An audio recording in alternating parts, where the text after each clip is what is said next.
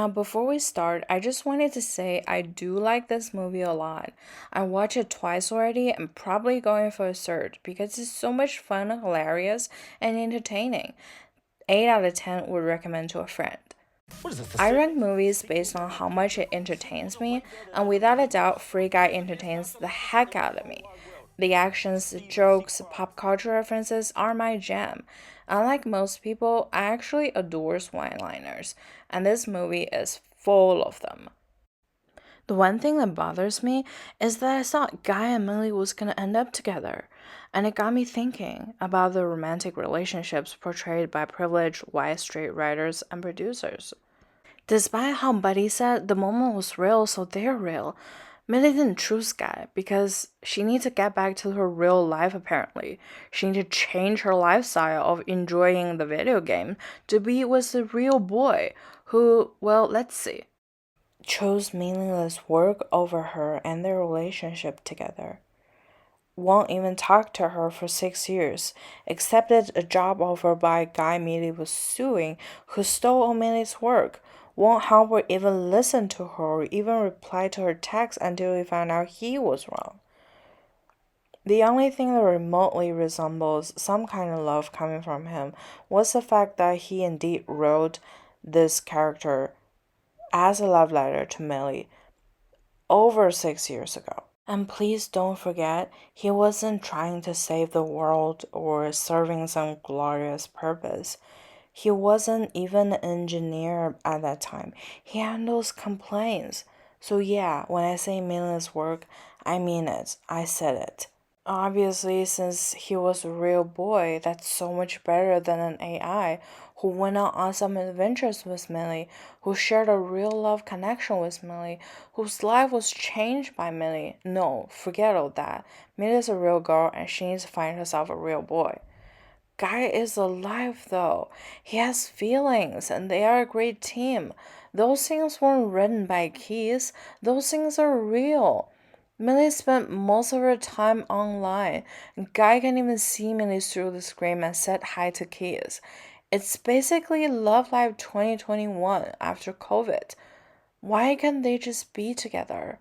Love isn't just about marriages and having children, it could also be about emotional, psychological connections. I see those kind of patterns a lot in modern entertainment media. Another example is Deadpool. I mean, I love Ryan Reynolds. He's funny, weird, talented, smart, all around nice guy. I didn't make this video to make him look bad or anything. I love his portrayal of Deadpool. But the only thing I was kind of weirded out about is also his love life. I haven't read all of Deadpool's book, but from what I have read, he's pansexual.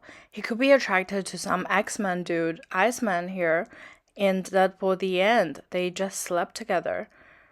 Or a strong alien cowgirl. They even got married in Deadpool Volume 2, number 33.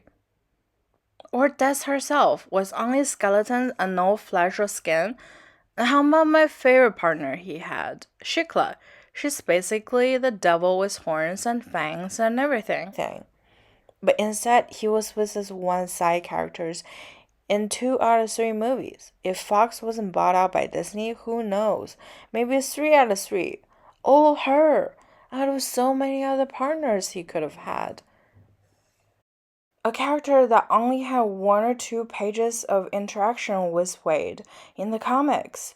Why did they choose her? The answer is obvious. She's young, skinny, beautiful, heterosexual, appealing to the major audience kind of woman.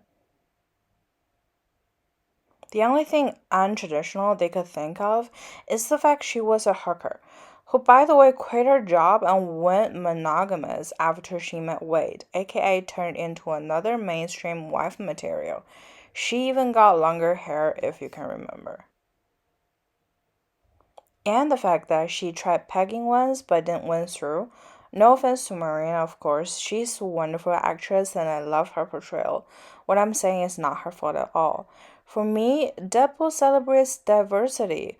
Other than his sexuality, he also loves to wear dresses. He's not the traditional handsome leading hero. He treats everybody the same, mostly very badly, but well, still. You don't have to change everybody into human heterosexual couples. Minnie can have a wonderful relationship with her AI program. Deadpool can date all the alien, whatever gender, race, different kind of shape or form beings he like. Love can grow everywhere with anyone and anything. I know what they will say. Oh, but this is more relatable to a wider audience. No, it's just lazy writing. I don't have to relate to everything happening in the movie in order to like it. I love and can relate to Deadpool, yet I'm not an undying Canadian male assassin with healing powers. Why is that everybody needs to fit in the mainstream way of living? We have a guy who's a video game character and a fictional character who knows he's fictional, but they still need to follow the mainstream human standards. Now, isn't that just a little bit ridiculous? Growing up doesn't mean to give up hobbies, stop imagination and fantasies, or settling down with a person who is husband or wife material. You can enjoy life and have imaginations as an adult too, you know. You can pursue every type of happiness. Yes, fantasy is fake, but the gratification it grants you is not. Romantic relationships is not a one-way street defined by wasp. It can also be so much more than that. And I really hope that we get to see more and more different representation in media in the future.